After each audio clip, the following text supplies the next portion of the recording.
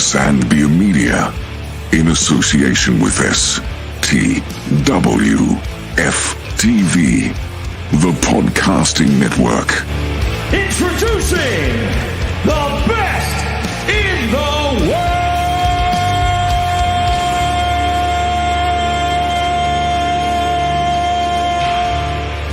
Ooh, yeah!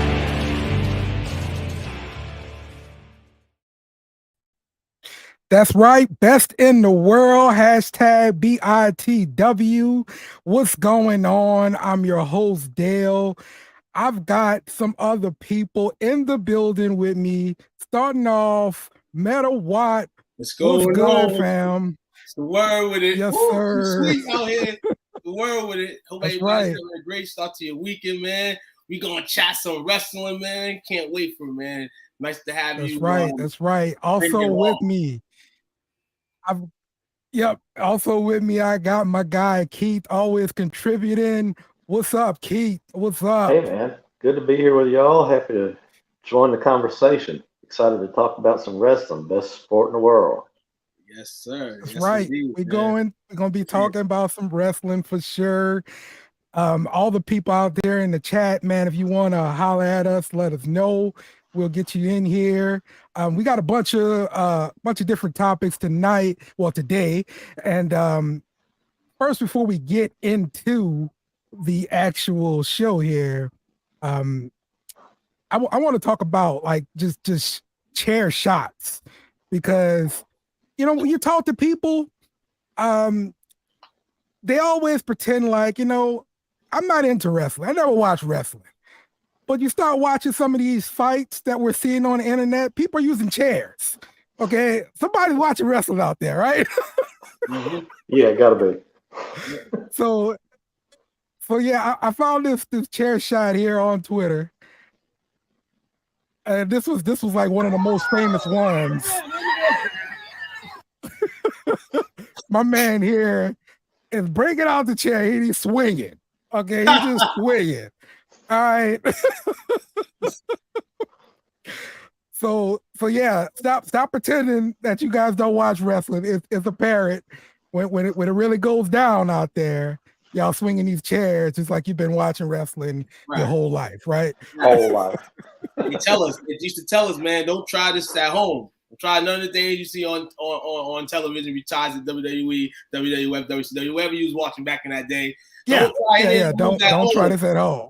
And apparently, folding chairs have gone up high on sales since that Montgomery incident. You know what I'm saying? If anybody tuned in, I know everybody's not stuck under a rock. But yeah, right. Yeah, it goes to wrestling, man. A lot of things. I said the fashion in this world, too. You got to think of wrestlers and wrestling. Now, the chair shots and stuff like that, there's other ways to fight. And WWE, WWF brought that to us. Right. Right, exactly. So yeah, you guys can pretend all you want, but we know you watch. Like they've been changing the title belts and everything like that. So yeah. Hold on. There's a little comment here. Five angles in that chair shot. There really was a lot of angles for this different chair shot, dude. What was it? 23 chair shots? Right. Whoa. Right, man. It's crazy. Yeah, Dale, you're talking about the title belts. How many guys in the NFL are we seeing now carting around title belts, showing their pride and winning their championships? Yeah. With them changing the title belts, I really wonder what they're going to end up using for the different teams. Are they going to use the world heavyweight title belt, or are we going to be using the one that Roman has now? I don't know. I'm so often we've seen that black title belt, being used out everywhere for every championship. So, who knows what we're going to end up seeing now. Don't let Jacksonville win the championship. It's going to be a whole different scripture with that, with the AEW belt flinging around Trevor Lawrence's waist. Yeah. Yeah, really, man. Really. So, the other thing here I wanted to touch on real quick on September the 9th, Team 3D, aka the Dudley Boys, they're going to be competing at Impact 1000.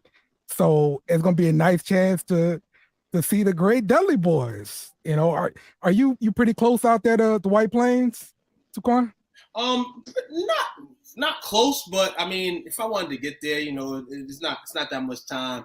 But you said Dudleys. That is interesting, because I was watching an interview a few weeks ago with Bubba Ray. Might have been an old one, but he talked about him and Devon, and people had thought that they weren't cool. You know, just that Devon didn't want nothing on Bubba Ray didn't want nothing on, you know, the wrestling side at first. Then Devon didn't. Then Devon continued not wanting nothing to do wrestling. Bubba Ray's kind of been in the wrestling scene. You kind of see him a lot more. So it's interesting to see. And I heard Devon was dealing with a lot of health issues as well. So it's exciting to see both of them at an event, especially Devon. Right. Yeah, Devon we hadn't seen in you know, the main card or whatever in a while. So yeah, for him to get back out there, and you know, it's Impact, dude. Like Impact is good, bro. Like I like Impact, though. Impact's great, man. You know, great content. A lot of guys have moved up the ranks, you know, from that company. It definitely is. You know, if you're playing the AEW WWE game, you got to pick Impact in there. It's debatable second for me. Yeah. Shout out to my guy Jake. He sent in something to contribute to the show, but yeah, he checking out Impact too. So for the show, man, Impact. I don't know how much Impact I'm going to actually be able to watch now that football starting back up, but hopefully I can start getting something in there too, man, because I've been enjoying it, dude. They got some good stuff out there. Got to take an extra hour out your time one of these days, man, and just watch the rerun, man. That's kind of how reality is going nowadays with social media and things like that. People kind of watch things afterwards, or you're just seeing something as soon as it happens. It's right on your feed. Yeah, for sure. All right, so let's get into the show here. Let's talk first about this little girl right here. Do you remember her? Her name is Izzy. This is a picture of her from a few years back. WWE superfan, NXT superfan. Bailey, huge superfan. Do you all remember that NXT takeover where it was Bailey versus Sasha, and Sasha Banks made a little girl cry in the audience? Do y'all remember that? I seen snippets. Yep, I remember that faithfully. Seeing snippets of it all through the internet. You know, we know Sasha can tend to do things, you know, sometimes to affect the crowd. I mean, she can play both roles, but like you said, at this stage, Bailey was the straight baby face. So she definitely had a lot of huggers, you know, in that day. You know what I'm saying? It's crazy that the hugger version of Bailey's gone all these years later. Right. You know, because she did so good with that role. But yes, if you remember Izzy, definitely. Yeah, how about you, Keith? I don't remember when it happened. I've seen a lot of clips about it online just in the past 3-4 days. Just kind of come to a full circle moment for that little girl. How she's getting involved in the business now. Yeah. So that brings me to this next one here, because I bring up Izzy because this is Izzy now. And do you feel old? Because I do when I saw her with this picture. And so her gear looks a lot like Bailey's gear. So I really like that, because I mean, look, Bailey was really influential to her. So I gotta imagine she's using this whole thing for her persona. Let's look at one of her promos that she put in here. Now let me see if I get over here to it. Let's see, promo. There we go. Okay, I probably won't be able to catch it. 8 years in the making. Me, Izzy Moreno, has dreamt about this day for 8 long years. And on August 12th, at Mission Pro Wrestling's Boiling Point, I I make my debut against top tier Jasmine Allure. The biggest moment of my life, the start of my pro wrestling career. I'd be lying if I said I wasn't scared or even nervous. Jasmine, there is no one at Mission Pro Wrestling as sinister as you are. And I experienced that firsthand when you attacked me from behind. All I was trying to do was be kind to you. But you took my kindness as a weakness. Let me tell you something, Jasmine. I'm not weak. I've endured people like you my entire life, telling me I'm not good enough, that I'm not strong enough, that I'm just a fan. And they're right. I am a fan. I am Izzy Moreno. And since day one, I have always believed to be your biggest fan. When we step in the ring, I'm going to finally prove to everyone that Izzy Moreno has arrived. Jasmine, on August 12th. And Let's go, Izzy. Yo. I thought it was pretty good. You know, this is gonna be our first match. Better what's your first thoughts here? Yeah, man, the Bailey influence is very, very obvious. I mean, that could be Bailey 10 years ago. Right. But as far as showing that influence, to me, it's a way to pay tribute. Okay. And I'm here for it. I don't have any qualms about them, what some people say, copycatting people they grew up watching. There's going to be influence across the board. And we talked about this a little bit with talking about LA Knight a couple weeks ago, and right, him being heavily influenced by The Rock and Stone Cold. He took something, influenced him, and kind of made it his own, ran with it. I think he's doing a whole lot of the same with Bailey. Yeah, the influence is very, very obvious. It will work for Bailey. And take what works, make it hers, run with it. Yeah, I agree. Just go ahead and run with that thing. What you think here too? Yeah, I mean, influences in any sport, you know what I'm saying? You can't even speak on it negatively, because this is what we watch. We have people that we watch that we want to be like. You know, we may not be like them, but she's in a position right now where she gets to be what her favorite wrestler is still now. Right. And to me, it's all about now getting in the ring and performing. You know, I heard a few things about, you know, her botching in some matches. I mean, well, development's going to grow. You know, hopefully she's woman enough, you know, to be able to get through and jump over the ropes and be a great wrestler at the end of the day. You're here. Right. You got the opportunity to make noise. Jasmine Allure is a great opponent to be fighting, you know, so that's great in his own. Yeah. Girl's gonna show out eventually. You know, she'll break out the Bailey-less mode. You know, at the end of the day, you want to have your own mode. Yeah. But, I'm excited to see what she does. Hey, whatever works for sure. But yeah, like Jake saying here, man, possible tag team match with Bailey in the future. Ooh, that would be sweet. Or a rivalry. Possible rivalry too. Yeah. It could also be a singles match.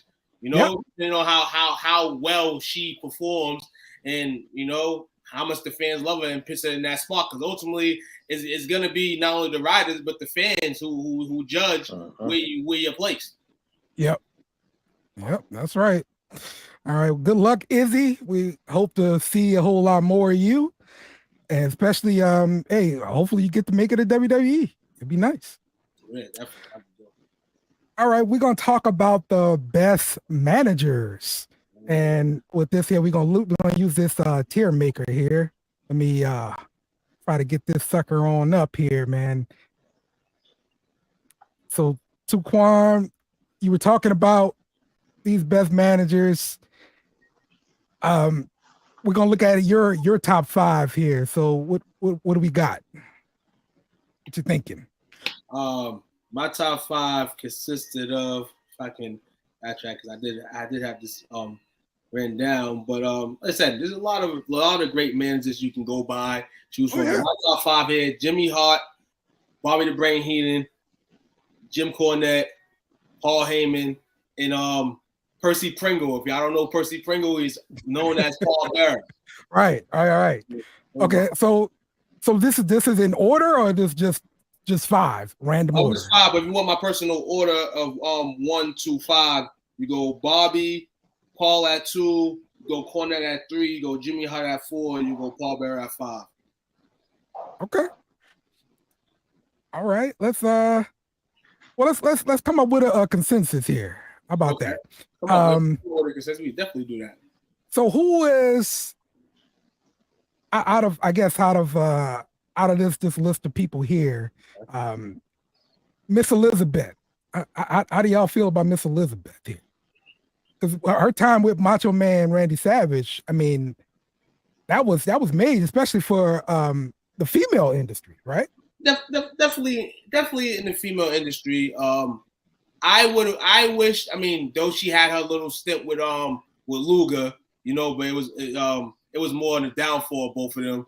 Yeah. I would have wished to see her manage more wrestlers. I mean, Macho at that time was not letting her go by his side. Never. Right. We all know that.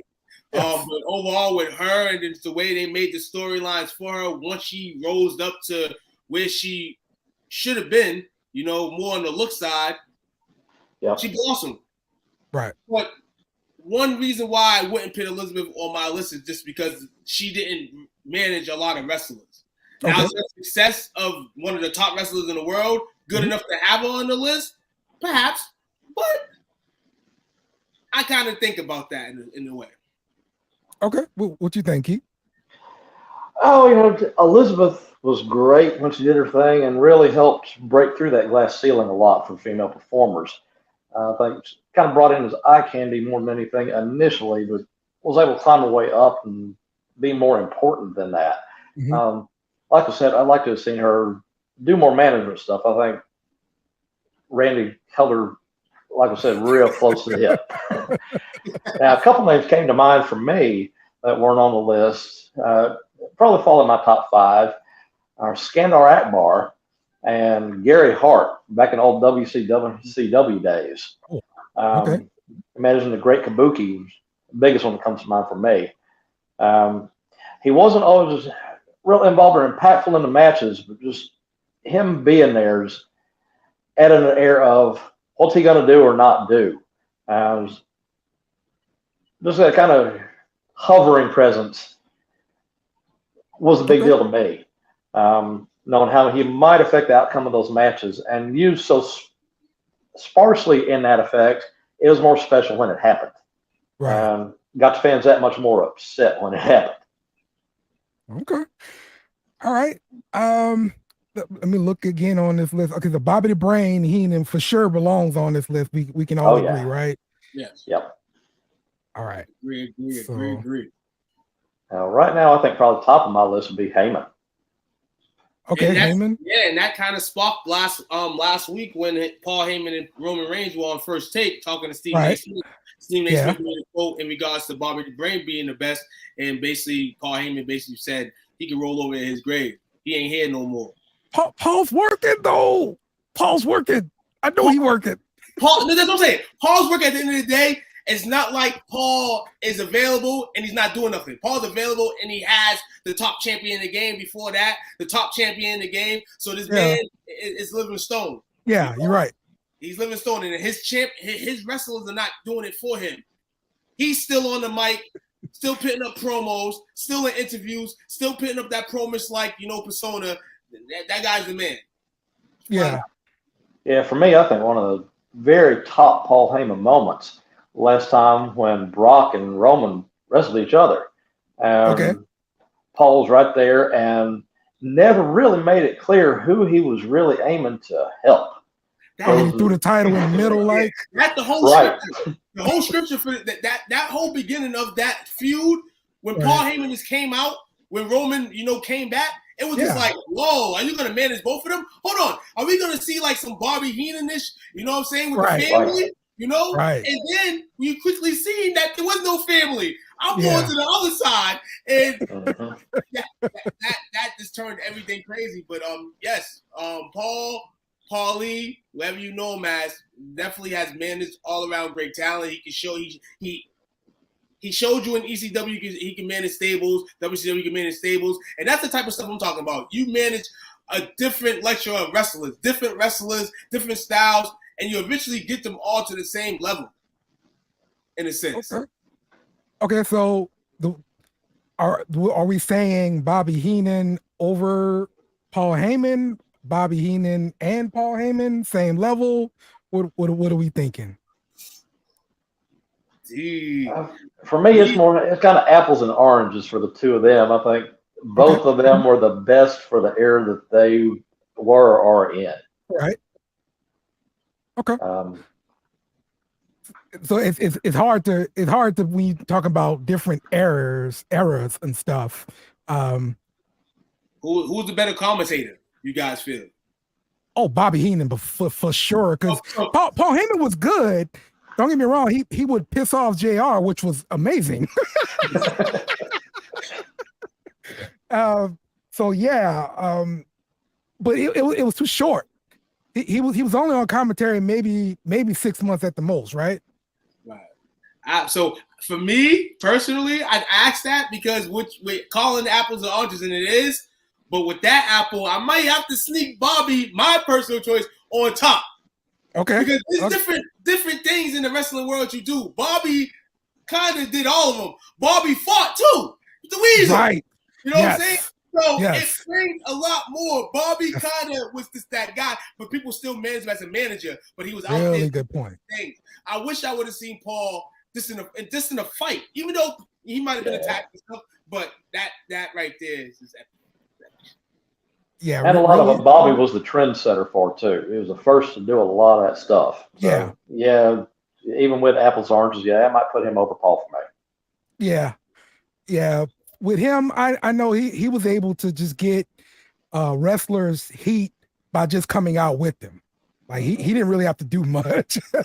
But his talk shows, Bobby Heenan's talk shows and stuff, like it helped so many different wrestlers and everything. And I have to put Heenan over Paul Heyman for me. What about the other female managers here? Because I start thinking about one that's not even on the list and one that no one would even bring up. But I remember there was a stretch of time where I was tired of seeing the Miz, tired of it. And then all of a sudden you start coming out with Maurice. And I was like, you know what? I kind of like when he comes out. Because, Maurice was really insane. Of course, she looks great and everything, but I don't know, she brought a different level to the Miz, and I think it really helped him during a period of time. Oh yeah, surely helped him out. Surely helped him out. And like I said, it's a real life story too, because they're in a relationship, they're together. So So what about somebody like Queen Sharmell? Queen Sharmell. She interfered in matches too. She definitely rolled down for a man at the end of the day. Both of them, Maurice and Sharmell, they rode down for their man. So it's pretty funny. I wonder how scripts are really written with those real life, couples. Like, because one night somebody's got to take the ultimate short, either one of them, and somebody's gonna be up on the ultimate high. So it ends up in a situation sometimes with like Macho and Elizabeth, or get in the other way. So both of those managers in that era of wrestling, itself, were pretty solid because King Booker before Sharmell, honestly, King Booker T, they didn't really know how to mold him in WWE. They were trying to, he came in with the strap, lost to Rock kind of afterwards. He just like on a downfall. Should have won the title of Triple H at 19, but that's for another day. Sharmell actually helped him out too. You know what I'm saying? More on the side when he's fighting those top tier guys like Batista and the King gimmick was great. She definitely helped to propel that. So all right. So okay. I guess the other person we all said should be on here was Paul Bearer, right? So Paul Bearer, he actually allowed the Undertaker to really live that gimmick. And Yeah, for sure. I mean, like he would handle all his business, rental cars, airplane tickets, whatever. So Undertaker could just remain in gimmick. So I mean that was pretty made, right? Yeah, maintaining that kayfabe was a great piece of what Paul Bearer did for the Undertaker. Yeah, that boosted the Undertaker, man. Because I probably was like legit scared of Undertaker. Thought he was like an insane guy, you know. Especially when he threw like Mankind off the cage like that. I was like, how could you do this to somebody? So okay, so we're gonna put Paul Bearer underneath Heyman and Heenan. So we got 2 spots left. So who we filling with these spots? Jimmy Hart, right? You did say Jimmy Hart? Oh yeah. Mouth for the South. Now talk to me about China, because China was really influential with the DX. She was the serious one, the enforcer, if you will, right? Yes. So how big is China in this thing with escorts or managers? In terms of the female talents, she has to be one of the ladies at the top overall, right. Because she modeled what managers become now today. You know, the Trish Stratuses, the leaders. You know what I'm saying? They become wrestlers. Mm-hmm. She was a manager, and then the faction DX came out. You know, she was out there for assistance in that aspect. So I still call that a manager, some type, hype person, and she had her effects. She turned men to kind of want to beat her down, and ultimately, some men got to beat her down in the wrestling ring. Yeah, for real. Yeah, seeing a whole lot of China influence on Rhea Ripley now. Yes, exactly. Kind of like that thing right now. Rhea Ripley's running away, doing great things with that right now, with the Dalton situation. Definitely. Yeah, and kind of a manager-wrestler hybrid in her, too. And I think just a matter of time before they have an intergender match with Rhea and somebody. Yeah. So she's hard for it so much. And you can see it through the promos and everything. Like, she's like, I can do this. Now, I don't know if WWE will pull it off, but I can kind of see them pull it off. The world goes backwards. I can kind of see them getting into that. I think they need to go ahead and let her get that U.S. championship. Ooh. I mean, Ray's got it now. Like, it's perfect. Go ahead and do it. Yeah, there was a show where she picked up a guy bigger than her. Was it Ridge Holland? I don't remember for sure. Body slammed him right there on the outside of the ring. She did. She did slam Ridge Holland. Yeah. Hey, Bianca picked up Otis. Well, yeah, it could be done. They could do it for sure. Okay, so Jimmy Hart, we say we're gonna put up here. Who's the last one then? China, or are we gonna go with Teddy Long? Player. Yo, Teddy, man. Teddy's not a bad choice either. You know what I'm saying? Terry, you got down there, you got Slick down there as well. Slick was a bad man. Yeah. You know what I'm saying? They don't know, man. They don't call him Slick for a reason. Who else you see over here? You see Mr. Fuji. Yeah, Mr. Fuji. Yep. Definitely had a great influence if you think international into the States. Definitely hit that. Person I don't see on the list is Jimmy Cornette. Yeah, Jim Cornette. You sure right. Yeah. He is not on this list. You're right. Nah, that could be one and put on there for sure. He would be on us, but to cover this list up, since he's not here, you know what I'm saying? You can't put a blank face in the last spot. Right. For sure. I'm gonna go. We'll go Fuji. Fuji. We'll Paul E. Ellering. Nice. But I'm gonna go Fuji. Paul E. Ellering would be like my honorable mention. You agree, Hecky? Fuji? Oh yeah. Yeah, Fuji was great. Let's go, Mr. Fuji. I guess real quick, just mention Vicky Guerrero was pretty entertaining and annoying as hell, which was great. Yeah. And that's why I made her entertaining. So honorable mention for her. And after bringing up Jim Cornette, I remember when he was in a feud with Jimmy Garvin's valet, Sunshine. Yeah. Back in old WCW days. Wow. And actually had a match with Jim Cornette, if I remember right. Oh my He's goodness. still mouthing off as of today. He's probably mouthing off right now. You know what I'm saying? He brings you a lot of reviews and insight on all wrestling. You know, as a lot of people do. You know, you see him doing it. You see Vince Russo doing it. See a lot of owners or managers of things. You know, going and give their reviews daily on events. And James still on top of doing that too. Yep. Yep. Let's see. Well, we're just talking about the best managers here, and now we're gonna move to our next topic. Big E is possibly going to retire here. So if you guys remember, he suffered a broken neck last year, and he was speaking at a media scrum, and he said the doctors advised him not to wrestle again. So, what are you guys thinking here? Big E retiring. Let's start with you, Taquan. Tough to hit because he was hitting where every wrestler wants to be at. You know what I'm saying? In that spot, that top spot where the lights are. You know what I'm saying? You want to be one of those guys. And after all those years of fighting, he became that guy. Rather you like God. Sucks that dealing with Rich Holland. Damn, Rich Holland mentioned twice on here. You know what I'm saying? Affected him, you know, from not being able to wrestle. Yeah. He's 37 years old. You know, so that too, like even with the comeback you're still 40-something years old. And I mean, I don't want nobody to retire, you know.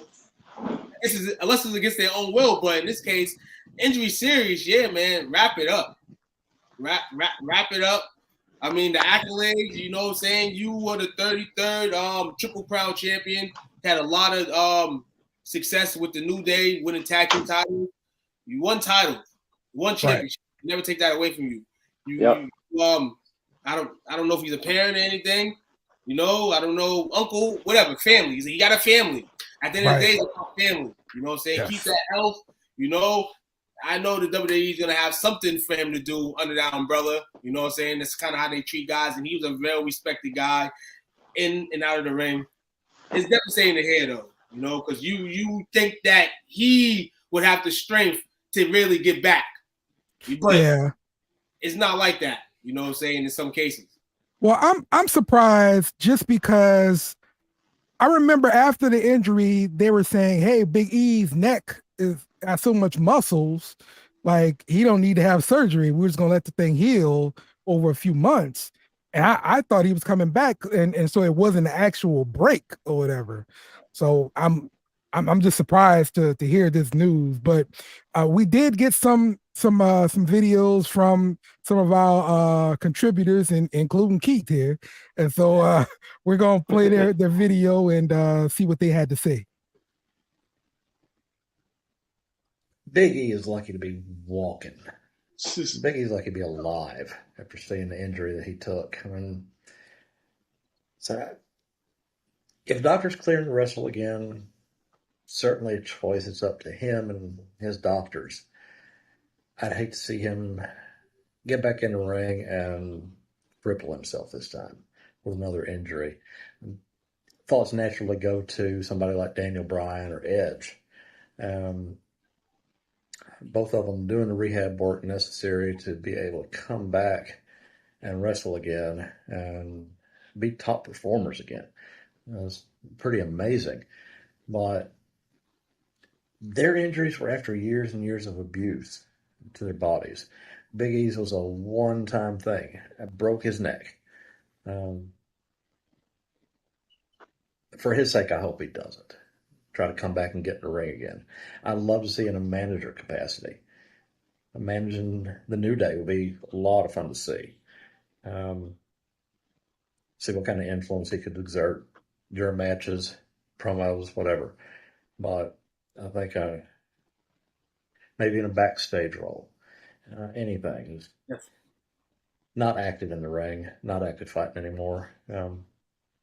Love him. He's a great performer, great wrestler.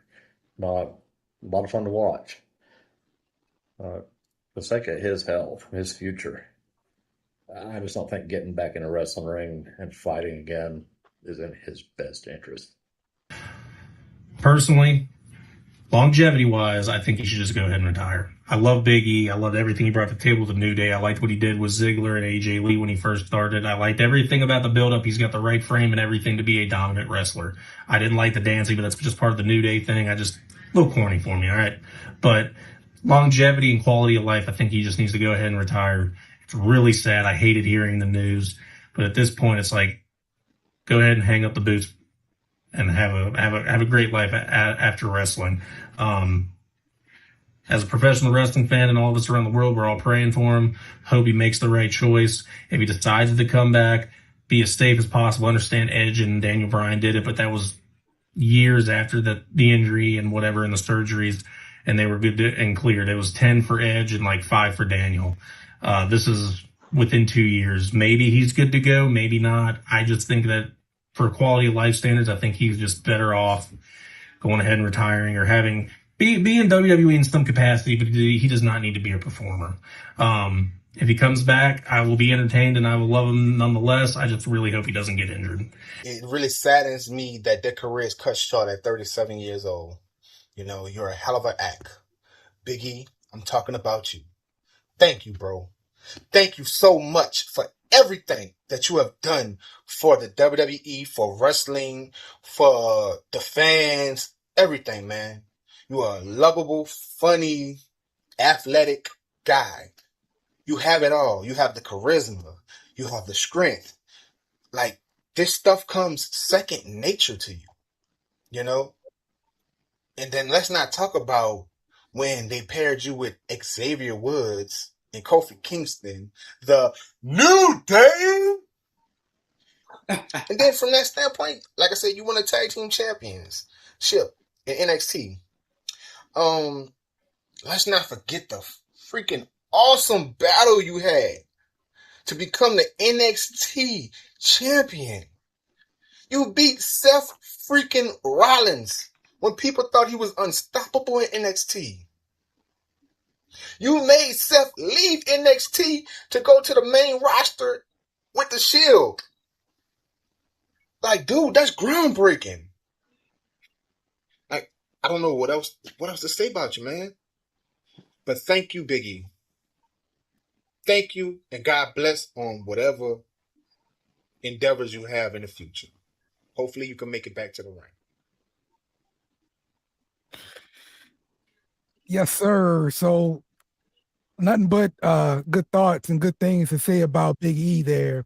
But yeah, like that's what everyone is saying. We want to see him in maybe a backstage role or manager role, and it would be great to see him back with the New Day. Like that's perfect. Absolutely. You know what I'm saying? Hey, I'm sorry. I mean, everybody shows great love. Everybody shows great things for Big E. But, you know, to be real, I'm going to project his career if he would have not got hurt. Okay. It just would have just been back with the New Day and style. We just seen the New Day back out, last Monday? Right. On Raw? Yeah. So at the end of the day, they would have wrote him down anyway. And he probably would have left at some point anyhow, because of the direction standpoint. He out of all the big day guys, he definitely should be main eventing, mid-carding, should be doing all that stuff. Yeah. So I was definitely happy when they put the strap on him. You know, saying how he lost it. You know, whatever. Yeah. But you know, he got it. You know, are they gonna ever let Xavier Woods carry? That's a good question. We'll see. Yeah, talking about that, what if he hadn't gotten hurt and stayed on, and like you were saying with New Day, I hate to say dragging him down, but holding him back maybe. I think his career may have been a perfect trajectory to be a bigger star in AEW. Mm-hmm. Yeah, maybe so. Maybe so. I wouldn't mind seeing him be on commentary. You know, that's a big thing there, because he's really, really entertaining, and he had a lot of energy. So right. I could see that. I could see that pretty good. Some commentary. I saw something just the other day where just kind of tied in with this whole story, where he even said, "I don't want to die in a wrestling ring." And I think that's kind of foreshadowing coming from the horse's mouth. I'd be real surprised, especially on top of that, if he ever comes back and fights again. Yeah, I'm sure he's done. After I hear the doctor suggested, the WWE probably not gonna let him come back either. So yeah, probably not. So yep, he'll put a move on somebody. He'll come out in a matchup, put a move on somebody. That's it. And in terms of throwing them against the turnbuckle and all that stuff, having a full style match, nah, he won't get it. But yeah, Keith, you said commentary. That'll be dope. Yeah, that'll be dope as well. And I feel like he'll be like the Titus O'Neil, like what they do with Titus O'Neil. You know, yeah. Ham around the world. You know what I'm saying? Hooyah. You know what I'm saying? He'll be that guy because he can fit that persona. You know what I'm saying? In a sense. You're right. You're right about that. All right. Our last topic for the day, the Bloodline. Woo! So hottest thing in wrestling right now, man. Yeah. So is it the hottest thing in wrestling right now? What's your thoughts about that? Like, is it the hottest thing? Yes, it's the hottest thing in wrestling, and I mean, wrestling at times can be predictable, and even in the predictable times, it's just like, damn, we still watching. Really good. This is really good right here. And Bloodline being hot, that's one of the biggest reasons Roman's held on to that belt as long as he has. Yeah. Even outside of them helping him win a lot of matches he should have lost, just the whole draw of the Bloodline story is a big part of why he's held on to that belt. Why they kept a strap on him. Yep. The WWE has never been hotter, and it is crazy to say that after the Attitude Era. So yeah. So yeah, this is another one. We got some videos from the contributors, so let's check this thing out. The Bloodline, some of it almost seems like they're just making it up as they go anymore. And I get that they're protecting Roman. He's a big money maker. That's what the business is about. So they'll have him as a top guy as long as it's best for business to have him as a top guy. I just don't know who they've got that can believably dethrone him right now. Cody had a big moment with Brock, beating Brock and beating him clean. And then Brock had given him the handshake after and raising his arm, something Brock's never done in his career before. I think that there's a whole lot to give a big push to Cody Rhodes. Does that mean next in line for the world title or Universal Championship, whatever they're calling it now? I don't know, but certainly does give him some credibility if it were to happen. Ultimately, I think Reigns and Heyman have a whole lot to say have a whole lot to say in who ends up dethroning Roman and when. It won't happen until they're ready, until they decide they got the right guy in the right time. That's, again, best for business. Anything else they do with the Bloodline, with the Usos and Solo, Sami Zayn may figure into the mix again someday. Who knows? But some of it's almost feeling like recycled storylines anymore. Feels like they're struggling to keep it fresh sometimes. But we'll see what happens. My thoughts on the Bloodline story going at the moment, I believe that it should have ended on Sunday, no matter who the outcome was, whoever was the winner.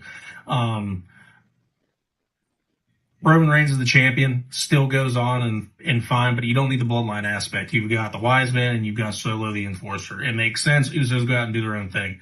I understand that there's a thing going on where it said that, the Usos wanted to go against each other at some point at one WrestleMania.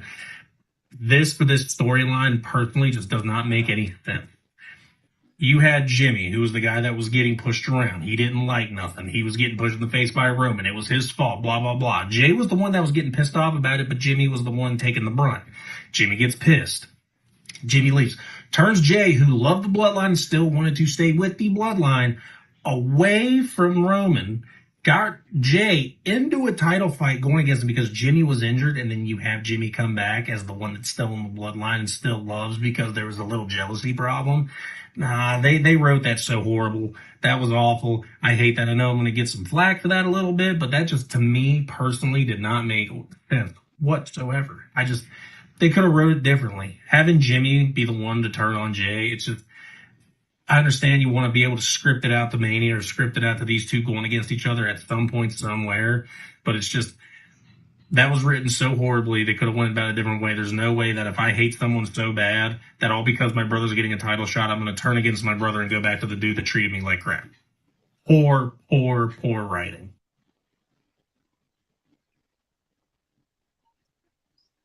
Okay, well, we've got a couple different opinions here. That's why I like this, because it's different opinions.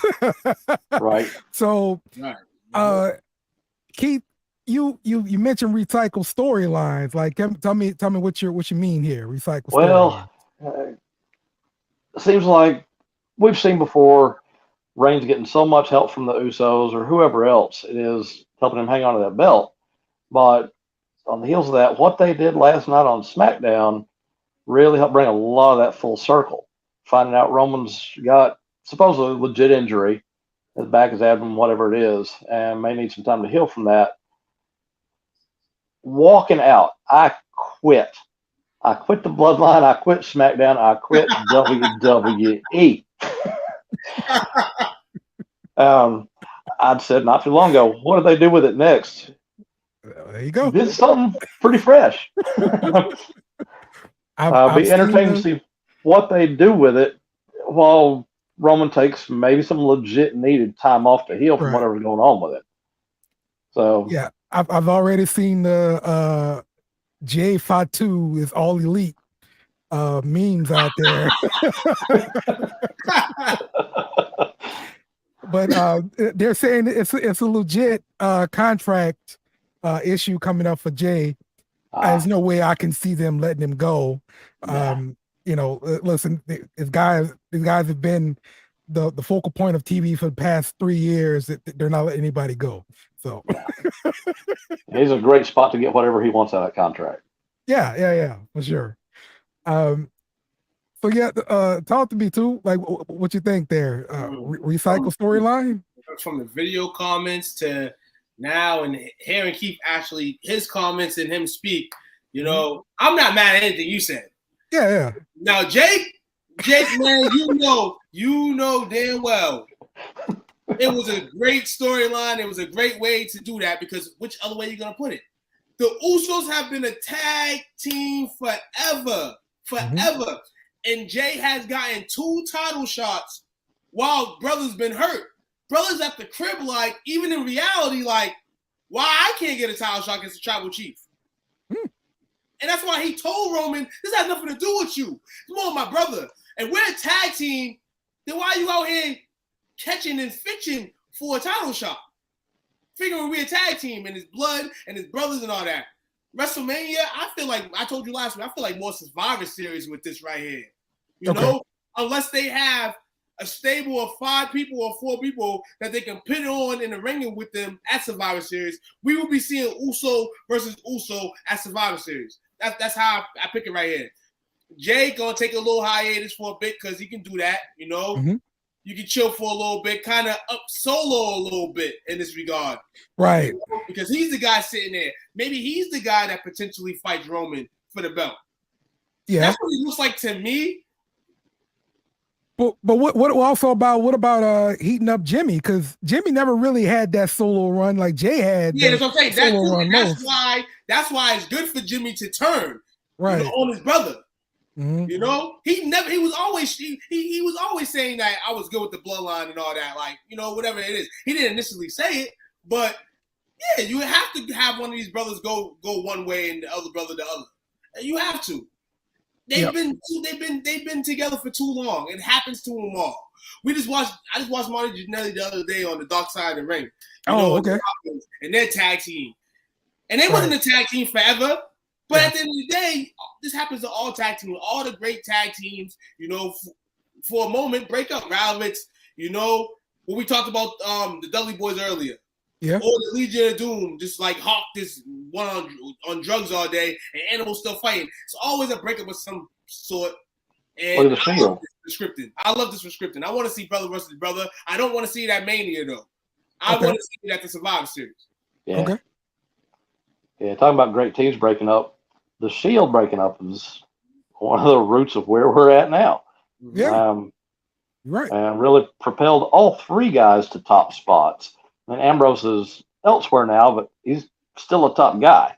And we talk about, when I mentioned recycled storylines and how we want things to be new, keep things from getting stale, splitting up that forever team of brothers, that's something new.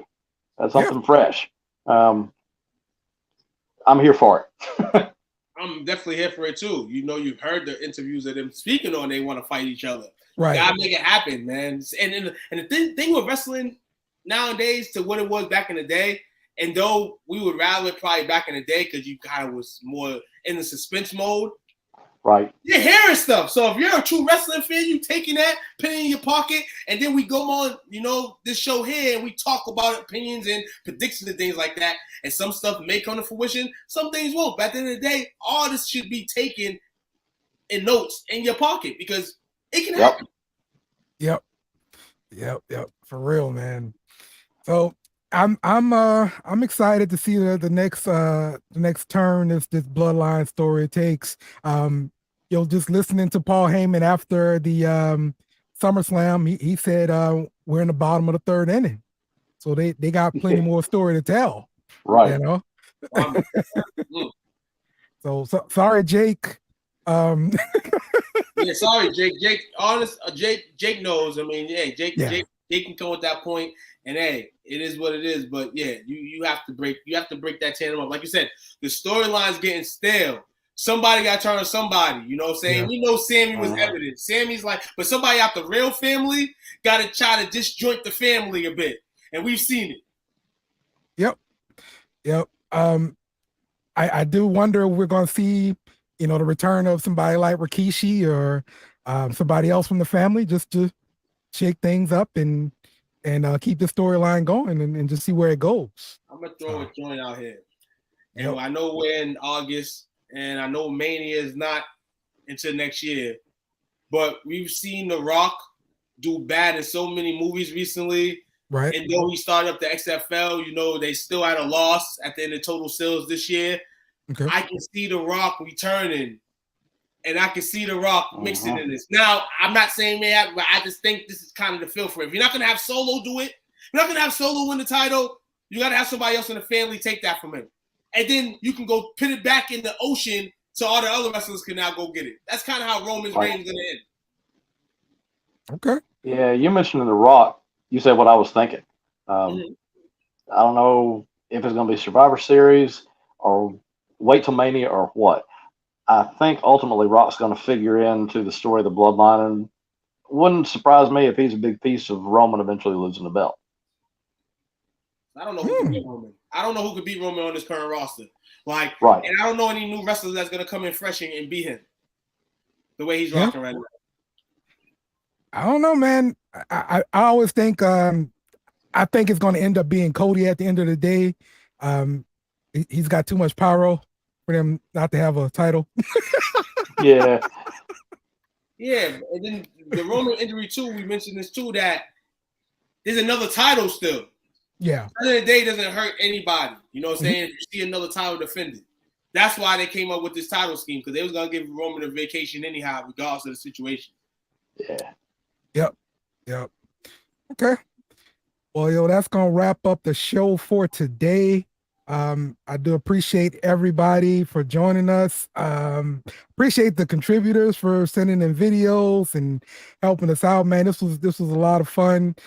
Keith, thanks for jumping on, of course. And Meta, as always, man, you're man. I appreciate you, dog. Oh, yeah, you already know, coming in strong, man. Like I said, man, once it's on book and on pin, got to keep running with it, man. So, like I said, man, shout out BS and Bear Media, man. Give those guys a follow. Shout out to SCWF. Go follow as well. And the BITW, man. Hey, got to watch it. BITW. Yep. Right. Best in the world, baby. So we'll be back. See y'all later. Kenny, take us home. Must be you too. Goodbye. Mwah. Good night. Bang! Yes! Remember to follow us on Twitter and Facebook at BSNBia Media. Also, smash the like button on YouTube and share with friends.